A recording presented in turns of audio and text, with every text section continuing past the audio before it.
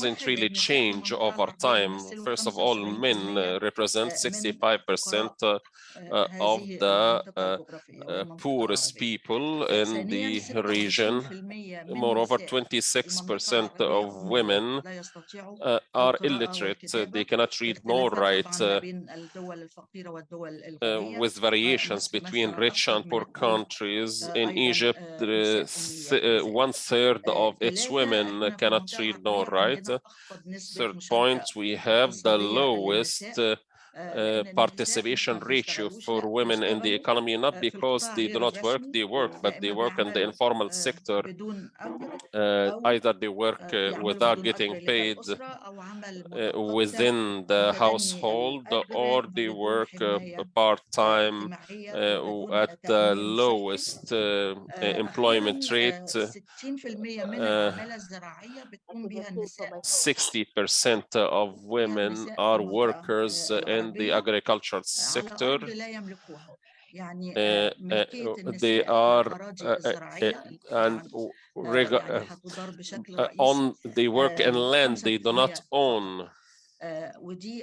Only 5% of women across the Arab world own lands, which the lowest ratio around the globe, even though they represent 60% of all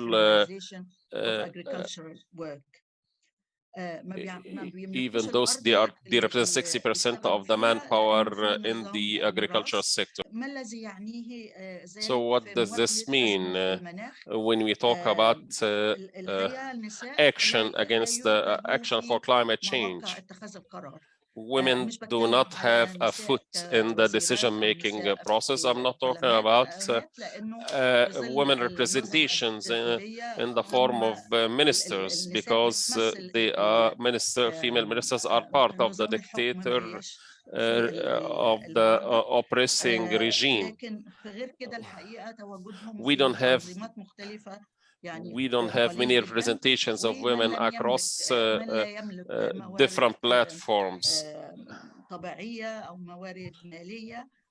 They do not own any natural resources nor financial resources, so their voices go unheard, which is the status of women which we need to address, and we need really to address and not focus only on the appearances. Us as Arab feminists that belong or work in the civil society, we need to make a list of priorities to work on so that we move forward. First of all, since many women are illiterate, they don't know how to counter what's going on, what's happening, because governments do not tell women what is really happening, whether they are rural women or indigenous women. We try our best to share crucial information with them in a simple way. We try to have a heard voice, and how we try to explain to them how the climate change issue will have a reflection on the ground on the economic status and the financial status. Next to that, we have a poor status when it comes to inheritance, because inheritance is the only way we are able to gain our rights and our financial resources in the Arab world.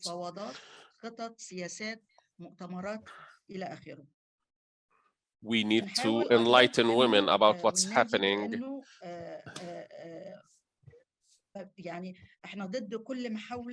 We are against any attempt to marginalize women and to exclude them from the global conferences, whether they are regarding climate change, whether we are being excluded by our governments or by United Nations organizations. Some countries, only a few, they have a climate gender policy plan, climate gender action plans. However, they are only on paper. They are in Egypt, for instance, we have a sound plan when you read it. However, on the ground, it is just talk. There are no mechanisms to bring this action plan to have a real effect on the ground. أيضاً بالنادي وبنعمل على أن النساء في المجتمعات المحلية. We also advocate for women in the local level to have a heard voice, and they are enrolled in any adaptation efforts, knowing that they do not have access to finance, and they not participate in any decisions made. They are not members of cooperatives. And lastly, we try to circulate. No, we also try to take the gender element when we try to make to consider gender element when we try to analyze any. Well, for me, I think the COP27 in Egypt was the worst COP that I have seen. Not only because of human rights issues, which was unacceptable, but because what they have delivered. I know that some are saying that the Lost and Damaged Fund is a good outcome. Yes, it's a good outcome, but it doesn't have funds. And if you look at how much, for example, they have put money for the adaptation fund, it's a little bit more than $200 million. It's like 208, I think, which if you divide among 150 countries means you are going to get 1 million and something per country. So that is really nothing.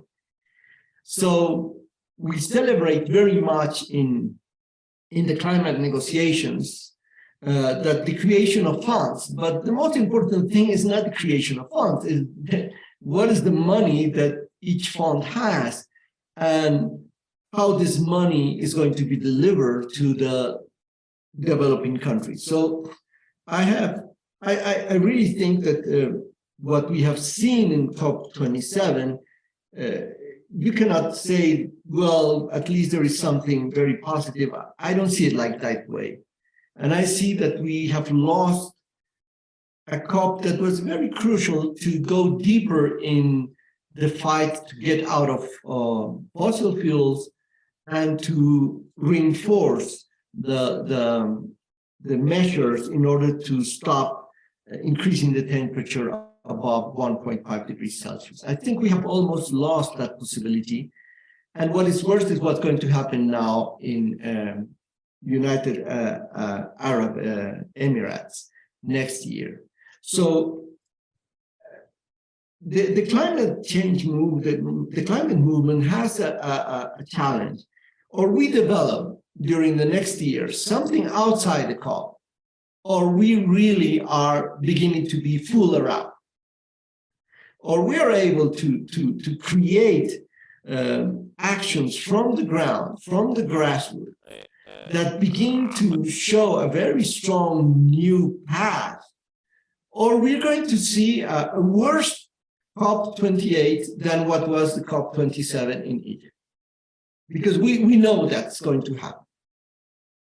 So I think that the challenge that we have now is, what can we build outside the COP? I'm not against those NGOs, those that want to go to the next COP. Fine. It's always good to have lobby pressure inside, but I think now the pressure has to be strongly and mainly developed outside. We have discussed very much in the Amazon Assembly, in the Global Amazon Assembly, a proposal that we call the Earth Assemblies. So let's bring together at grassroots levels, at local level, not only in rural areas, in factories, in schools, and neighborhoods, develop assemblies, social organization that tries to build territories that are free from extractivism, that are free from fossil fuel, that are free from mining, that are free from pollution. Let's develop initiatives that at local level begin to take control of our territories, even if they are small or bigger, like what we're speaking in the case of the Amazon. And at the same time, let's scale up this so that we can have something not only local, but at national, at regional level. We are going to have here in Bolivia the 11th Pan-Amazonian Social Forum, and we're going to have a preparatory meeting next year. Next week, we're coming together several organizations to start planning and organizing this, because we see if we don't take control over the territories in the Amazon, it's even more difficult to speak about taking control over the situation of climate globally. And we think that for 2023, we have to think of some kind of, the names are the secondary thing, but we say a global Earth Assembly, something that brings together all these different kind of initiatives at local level, where we are able to, before the COP28, establish our demands, establish our policies, what we're going to do, our campaigns. There are a lot of things going on in climate change, but it's really, everybody has its own campaign. It's based on nuclear energy, energy transition, human rights, but how do we bring that all together? I think that's key for next year. And we don't have too much time. What is going to happen in 2023 can be avoided. We already know it's going to be worse than COP27 in Egypt. So, and I think we have to come out also with a proposal in relation to the UN. We cannot just say, okay, we're going to go and do lobby again to the UN. No, the negotiation as it's developed, as it's structured, it's never going to deliver what we want. It's a negotiation only of governments. And governments, on one side, put more the interests of corporations, in many countries, fossil fuel companies. In the case of Bolivia, it's not private companies, but it's the state-owned company. And it's the same logic. So we have to, I think we're at the moment at the UN where it has failed. It is like World War II. We had before the UN, the Society of Nations. And because it failed, it was replaced at the end of World War II by the current United Nations. I think what we are seeing is something almost in the same direction. We have to think of a different kind of UN, a UN that has not only representation from governments, but that has real representation, not this tiny 5 minutes representation of civil society that we see in the UN and in the climate negotiations, real representation at the UN. And we have to bring nature into the climate negotiations. That is our point of view. I mean, why is it that we, the humans that have spoiled the planet, are going to save if we don't bring another key actor that is nature? We have to find ways to bring nature, rivers, oceans, mountains, deserts, forests into the negotiation. And there are ways to bring the voice of this ecological actor through scientists, through indigenous people, through environmental organizations. But it has to be a new kind of discussion that involves not only governments, but real civil society and different ways of participation of nature. We think that we have to think really outside the box if we want to avoid another tragedy like what we have seen in Egypt. And really, this is the challenge that we have as a whole, as a global climate movement. Well, that's all. Thank you very much, and a very big hug to all of you. After this COP27, we have a double momentum. This double momentum can lead to nothing, and it can lead to a powerful change. The first momentum. Loss and damage is a de-radicalized way of talking about reparations, historic debts, and responsibilities. Loss and damage is now mainstream. We can take this momentum and radicalize it again.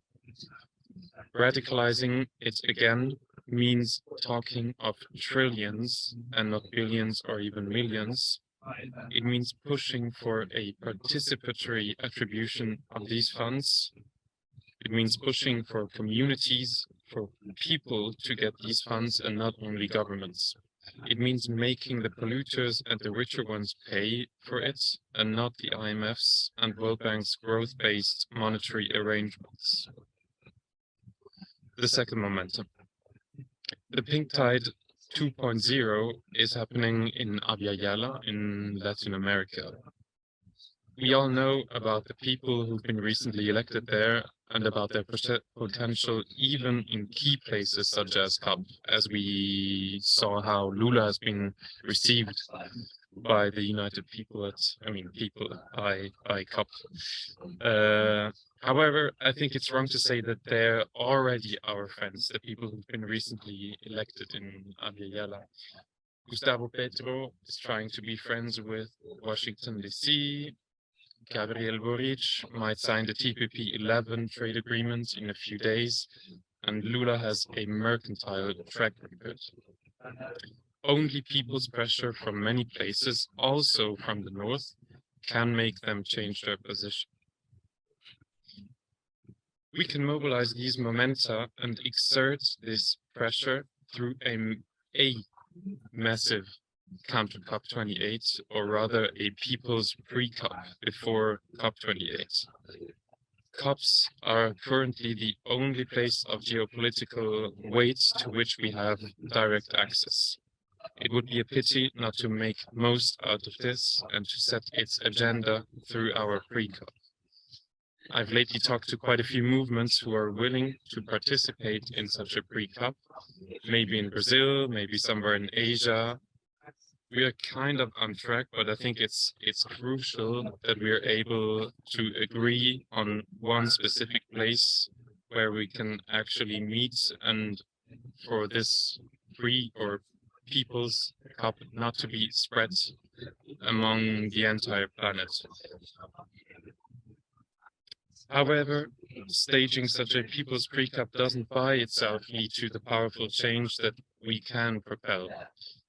There are at least four conditions for this to happen, and thus for us to make most of our double momentum. 1. A people summit is not a people summit if it's not participatory. At COP, there are obviously two classes of people. The ones who serve, they have a Black Technical Assistance badge, and the ones who are visible and can speak, we have colored badges. This pre-COP is only a people's pre-COP if all of us contribute to cooking, to cleaning, to admin, etc. 2. Let this be a summit of movements and not of careerist United Nations NGOs. 3. Let this be a summit not only of movements, but also of selected governments and of selected companies, cooperatives, SSE, etc. Of course, beside trade unions. Let's go to this summit not only to meet allies, of course also to meet allies, but because there's something at stake, because there's something to negotiate.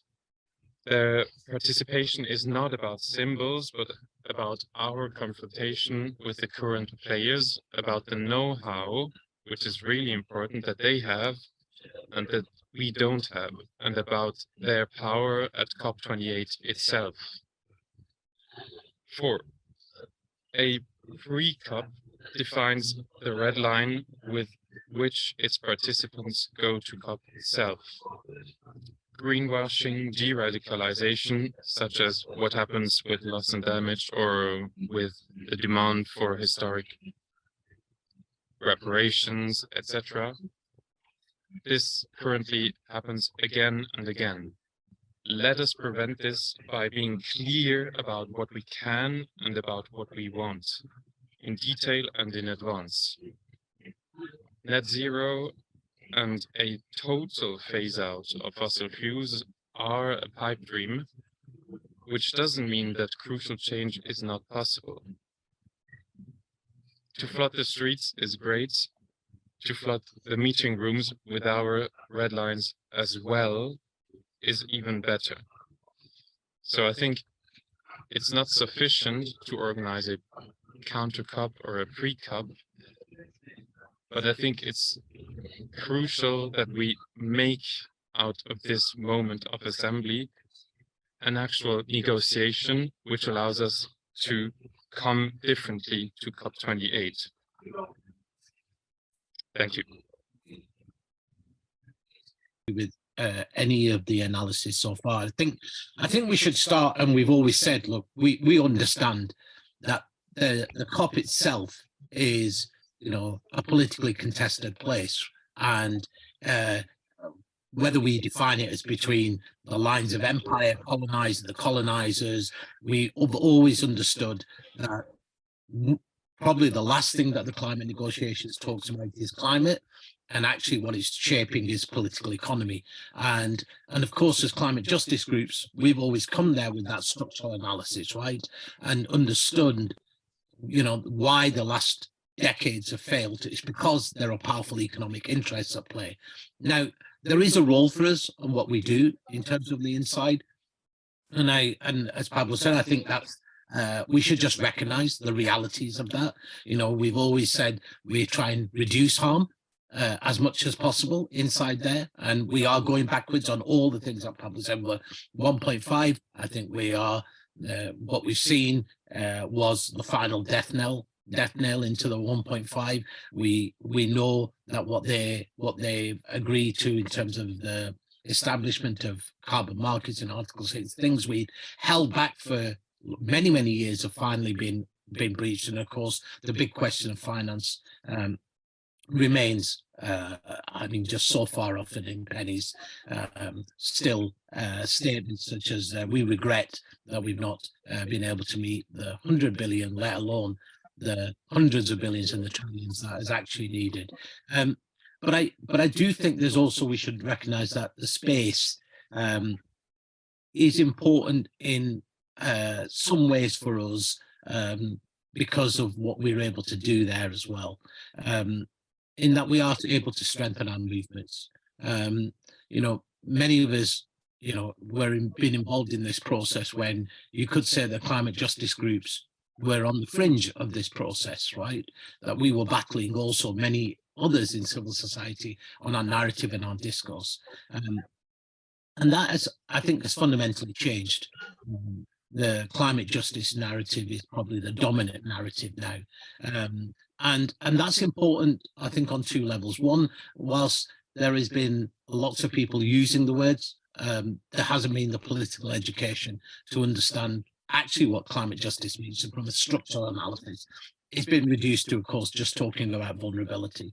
And it still is a place for us in terms of a way to connect our movement. So we should think about what it offers us, and then also think about how we best utilize that, and then what is missing. And of course, look, we know any successful outcome is determined not just by our power, but also by the power of our political representatives, and we are nowhere near having political leaders in the, you know, coming there with either an anti-colonial or an anti-imperialist sort of background connected to movements with that sufficient power. If you look at where we have what limited achievements have ever been made in multilateral spaces, it's been because also we've had leaders are able to do that. Now, in terms of COP27, and just maybe some very brief reflections, and I know we've probably covered these in the beginning sessions, but you know,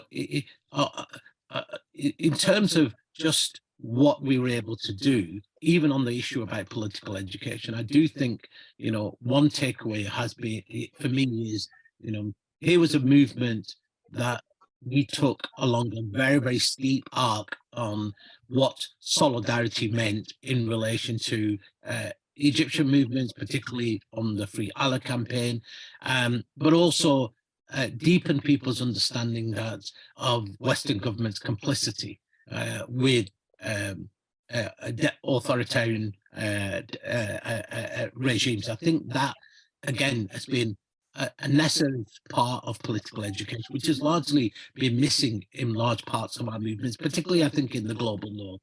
So whether it's been with the march or the People's Plenary, I think that we should recognize that. And secondly, for me, one of the reflections also is that when we think about our movement, often we think about our movement as in the groups and networks that are connected, that have a relationship with each other.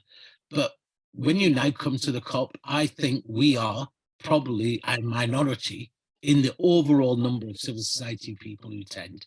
In fact, most civil society people who attend are not linked to our broader movements, right? They are either local or national. So this is an important moment for us to draw them into our movement, to give them political education, to empower them, to give them a political analysis, which they can hopefully take back home and shapes their work. So I think that space still has some benefits, even if we are not able to stop them from doing harm or get them to repair the harm in terms of around adaptation, or of course in terms of compensate harm. But as Zeno said, you know, one thing I do think we are winning at least an element of has been the radicalization of some elements of climate discourse from a technical point of view to a political point of view. And that, I think the climate reparations argument is an example of that. And of course, our climate reparations has got to, and we're constantly fighting this in everywhere. They narrow, we try and widen. But our climate reparations isn't simply about reparations of the climate crisis. It's about reparations for historically 500 years of the arc of exploitation and extraction of profit and wealth of the global south by the elites in the global north, and of course increasingly also by elites in the global south as well. So I think there are some elements we should just bank of what is important for us.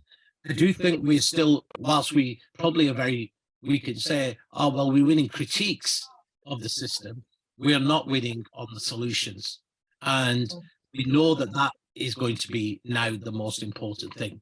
So whether we look at COP28 in the lens of like, what does it mean to be again a petrostate, what are the limited objectives we might have about, for example, exposing the UAE's relationship, of course, as a petrostate, with the war in Yemen, with migrant workers' rights, with its relationship with Israel, are they limited? But we should not see it as being the place where we're going to win massively on furthering the climate justice agenda, which brings us back to the key question, which I think is we all recognize, that nothing changes without the question of power changing. And power is not just simply what we have in over 2 weeks. And what we have over 2 weeks is limited. What matters is the power of our movements at a national and local level, and then collectively at a global level. And that, I think, is where that movement of movements approach and our convergence around a shared framework of what does a post-extractive future look like?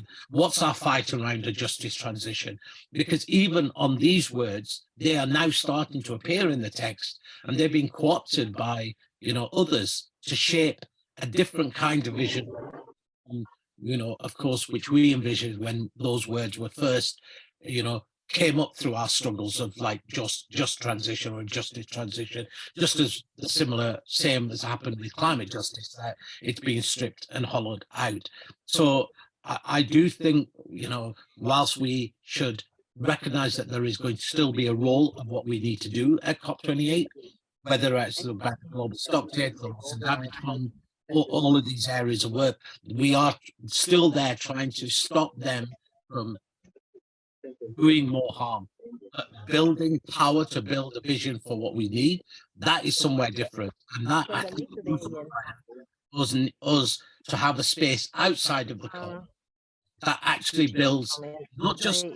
I actually have difficulty if it's here. I'm not on. Sorry, Dottie, can you just put yourself on mute? Right.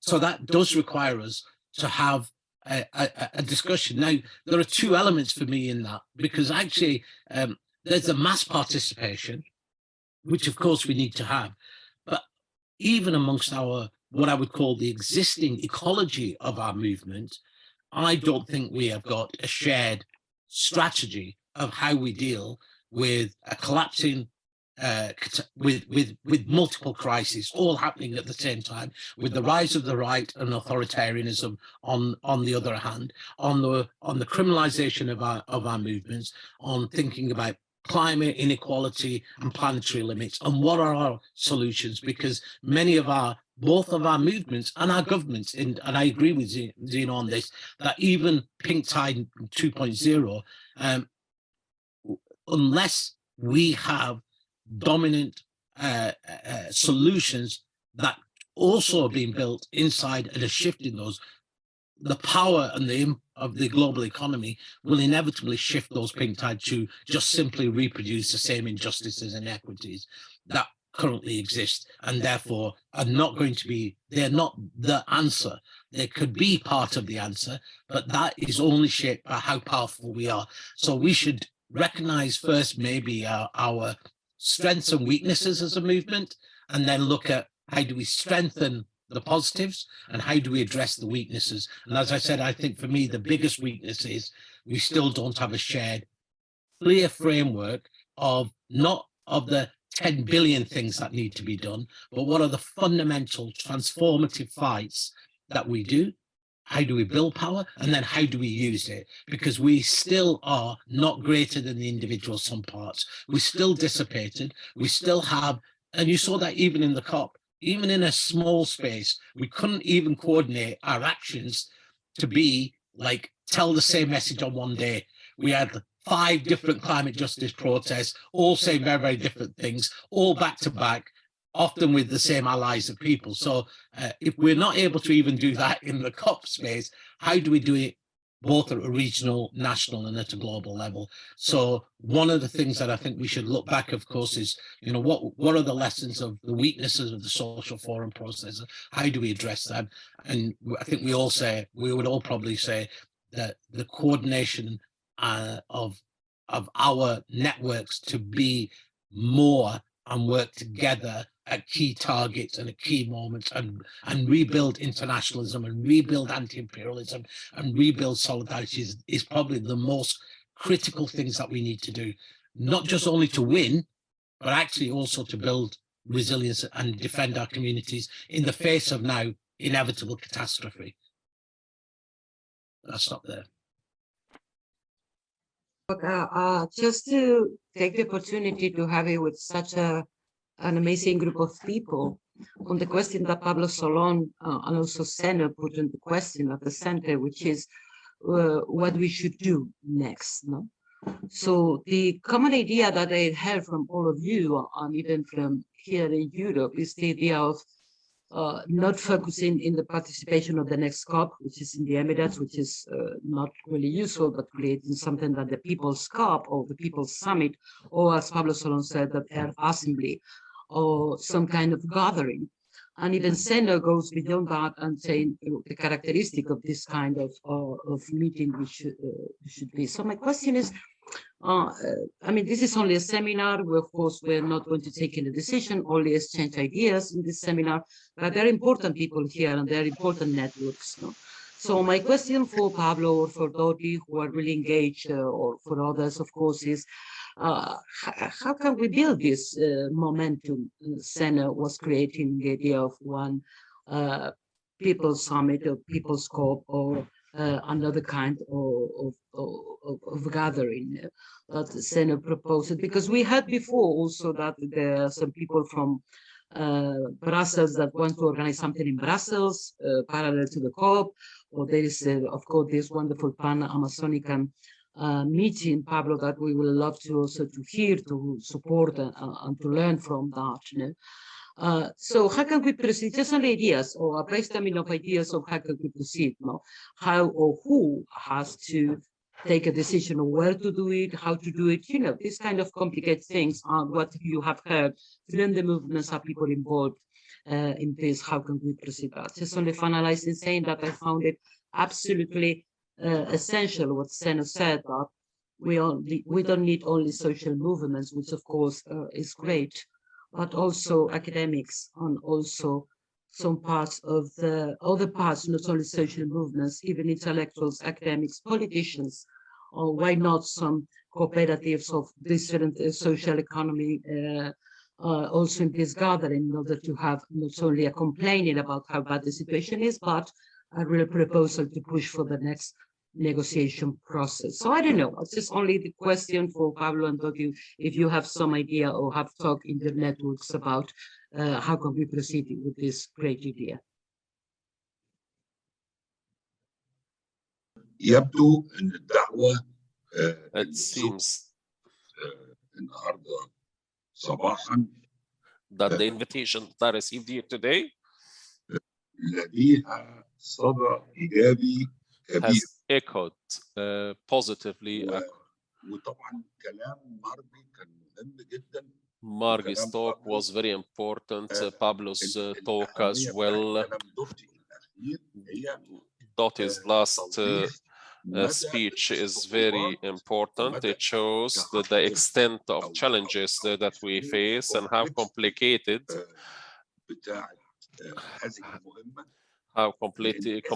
our mission is, because now it's clear that we are talking about that we need to unify our movement to save this planet, or the climate justice in so many levels. This is a very important mission. Of course, now we are participating in a webinar. We are echoing or reacting to what has been mentioned in COP27, and knowing that we cannot make any decisions now yet, I simply propose that we take this very simple decision to create a committee of 3 or 4 members on participatory basis, on voluntary basis. This committee should work on preparing the People's Council, how to do it, what are the concrete steps to be taken. They try to bridge the gaps between our understanding regarding this People's Council, so that we have something concrete. So it would have a political weight. It will be the sum up of all that Marga has said. The important thing for this committee is to consolidate all the ideas to bring together all different organizations and the people, stakeholders, politicians, and this committee should conduct brainstorming sessions and meet as much as they like in order to formulate a common understanding and a common perspective, and should be able to formulate an action plan, because this will not happen, our aim will not happen by itself. Dot has said that this consolidation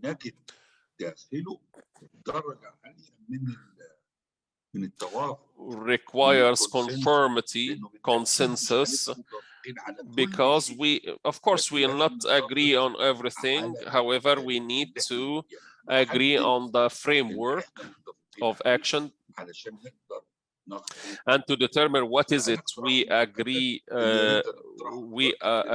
all together. So what I'm suggesting right now, how can we form this committee? 3 or 4 of us should be within this committee. Thank you very much.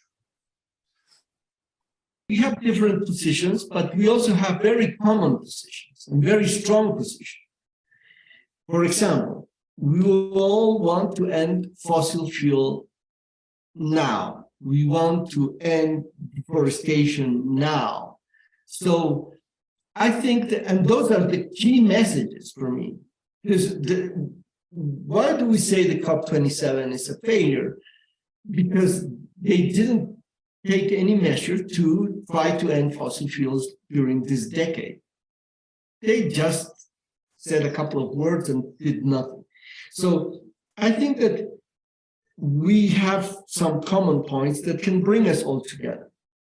But we have to think not on only a counter COP, because then we still think that the COP is the relevant thing. And I really think after being so many years, it's more than a decade, nothing is going to happen from the COP. I believe that Greta Thunberg, I read what she just said, is more correct than many groups that still think that by doing lobbying, they are going to achieve something from the COPs. It's not going to happen. We all know that, and we knew it, that the Paris Agreement was not going to deliver, because it's an agreement based on a voluntary base. So in reality, what is the problem? That all the contributions of the different governments are only 10% of what should be done in order to limit the increase of the temperature to 1.5 degrees Celsius. And the whole architecture of the negotiation is wrong. So it will never deliver what we want. So we have to put forward a different kind of agreement that goes beyond Paris Agreement. We have to build and propose a new kind of structure of negotiation that goes beyond this negotiation that is only based on governments. So I think we have to go deeper in the proposal, come together. I know we have differences on some issues. There are still differences on the issues of carbon markets, and there are some issues on differences on finance and so on. But I don't think they are so big, really. Huh? And we have to start discussing this. For me, what is sad is that the discussion is around the agenda of the COP, but the agenda of the COP is bad in itself. So we have to put an agenda, and therefore I think we have to try to organize something before COP28 in Emirates that puts a new agenda. We want to have an agenda that discusses, hey, to end fossil fuels now, we have to do A, B, C, D. And not only in terms of an event, we have to build a momentum by taking action at local level, because I think that it's not only a problem of global declarations from civil society, but of local actions that really can trigger support. So I think this is It's key. So we have to see it more than to organize an event, to organize a process, to launch a process from below, from the top, and discussing new issues. Well, thank you very much, and I apologize that I have to go to another meeting. It's been very great to see you all. A big hug. شكرا جزيلا شكرا جزيلا. Thank you very much. I just wanted to make a comment. It's very important to have the People's Summit. It happened before in Bolivia, before the COP. I can't remember which COP was it. However, there was a People's Summit, and it could be something very good idea to host it before COP28. However, there are things we should take in consideration and do. Meanwhile, I think we should, as much as we can, monitor all the violations against climate. We can call it a monitoring report or climate monitoring report.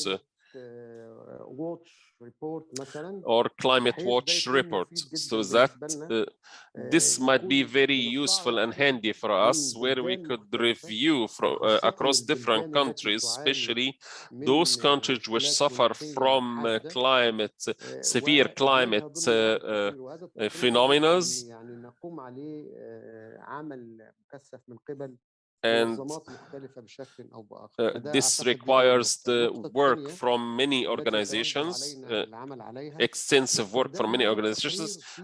Second point, we could use this report in the shadow report on in the Social and Economic Rights Commission in the UN,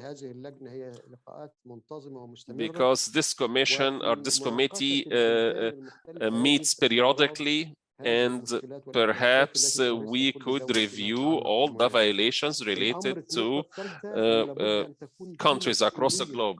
The third point, there should be legal accountability, some mechanism to hold global companies, to hold them liable for their actions, and also to hold accountable countries. The third point, the fourth point is there should be a mechanism to evaluate the loss and damage, which was decided during the last COP. We need to work at it. I don't know how yet, but there should be a sort of evaluation mechanism which also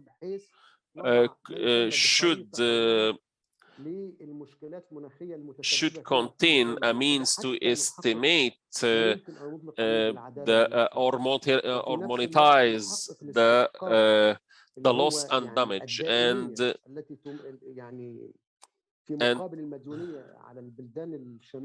and also to be able to deduct these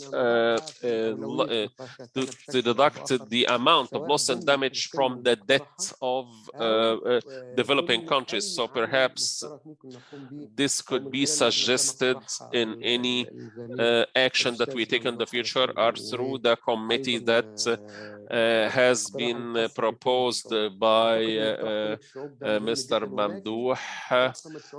I think the People's Council is a very, the People's Summit is a very good idea, and before holding that, perhaps activities should be held to make people aware of such summit. This should be done in parallel to COP28, and should make use of the IPCC report as well, that is published annually. I firstly wanted to respond to what you said, i.e. participation.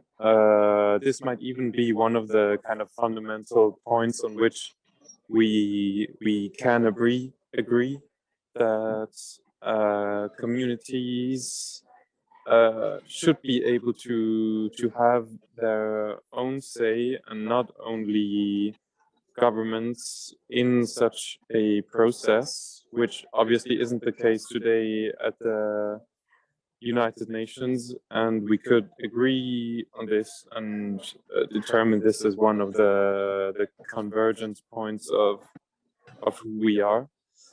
Then I wanted to answer to Mamdou, the proposal of this group. I think I totally agree, and I think we should also invite the people who are already talking about organizing counter-COPs, or obviously also Pablo Solon, to this meeting as Ruth, who I think we still don't know what exactly happened to her.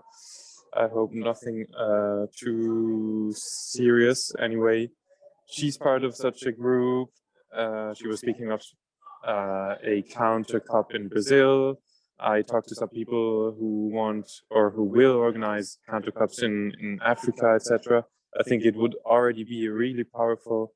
And today we talked with Dottie about maybe doing something in Asia, as the next COP is in Asia. It would already be a really powerful step to unite these different people who are already planning such events, get them to one table and more or less quickly see if we're able to organize something together, or if the differences are too fundamental, so fundamental that we're not able to organize something like that. Then I just wanted to mention a conference that has taken place in 2022, this year, which was a conference about colonial reparations. Took place in Accra in Ghana, and I mentioned it because to me it seems that the kind of Pan-African movement, let's say, is able to mobilize some governments, movements, people's movements, and some companies. And actually they succeeded in having the Ghanaian president even sign the declaration of this conference. So yeah, I wanted just to mention this as a possibility for us as well. And what else? I think I had one more. Oh yeah. Well, what should I say? I think I also agree with what Marga said. Having academics come to such a conference, and I really think that it is important to have at least some cooperatives or whatever, because to me it's not realistic to have as a second or a first fundamental agreement or identity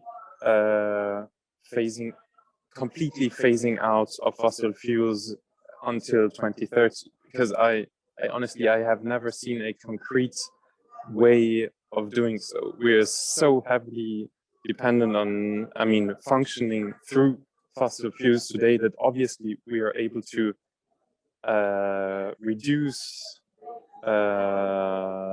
the amount of fossil fuels that we burn every year, but I have never seen kind of a concrete way of doing so until 7 years' time. So I guess that getting these people to such an assembly and really having let's say a policy debate which has to be open to the people is important also in determining who we are. And if we just continue speaking of, obviously it sounds cool, like phasing out completely, it sounds really cool, but I think we have to identify ourselves also with ways which actually exist, which are possible. That's it. I think that's kind of the 4 points I wanted to put again on the table. Many thanks. To me, my understanding is we should have a meeting before Christmas. Who is we? We means everybody who we consider as potential allies for having, let's say, a more autonomous space for the civil society in its broadest sense, to counter what we consider now in these 2 days as absolutely insufficient United Nations organizational process. We are not happy with the United Nations process as it is now. We say we need to get out to put pressure from outside. Lobbyism is okay, might be necessary, but it's absolutely not sufficient. So that's clear. Okay, so we want to establish, we want to try to establish a process outside. It is not yet clear how this should look like. Cook is approaching the place where I am because now they start cooking. So we will have a process initiated before Christmas. Now the question is a committee, or what kind of committee? In my understanding, 4 people or 4 groups is not enough. There are more continents than 4 people. So if I put together all potential groups, in my understanding, we need, for example, COP26 coalition. They have done an incredible work for Glasgow mobilization of the people. It was just, for me, an outstanding initiative.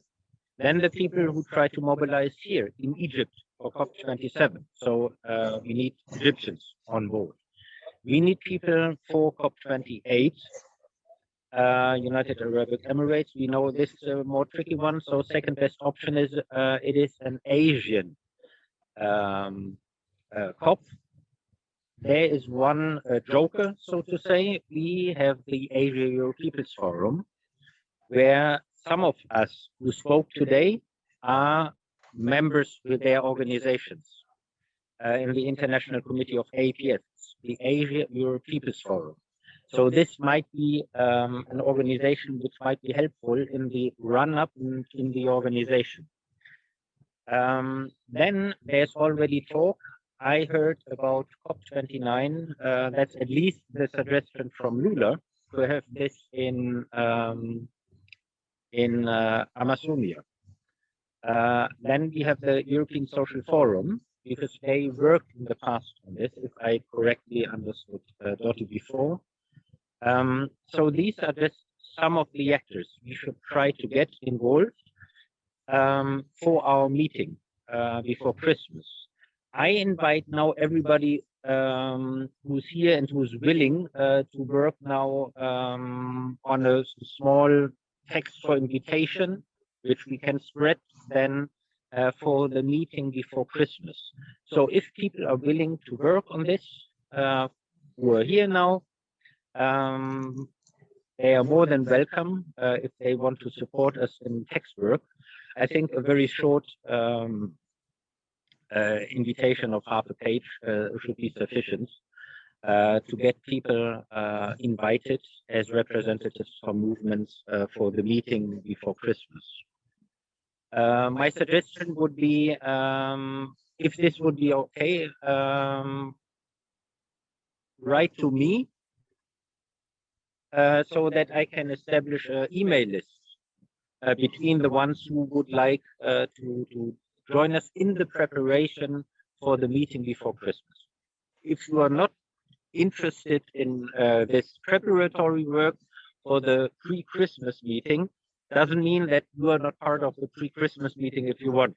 So please, nobody should feel forced now to spend the last weeks before Christmas on an additional task. So, but this would be now my suggestion.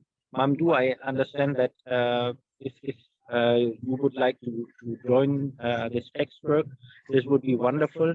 If others would like to join, feel welcome. And then we have a meeting before Christmas.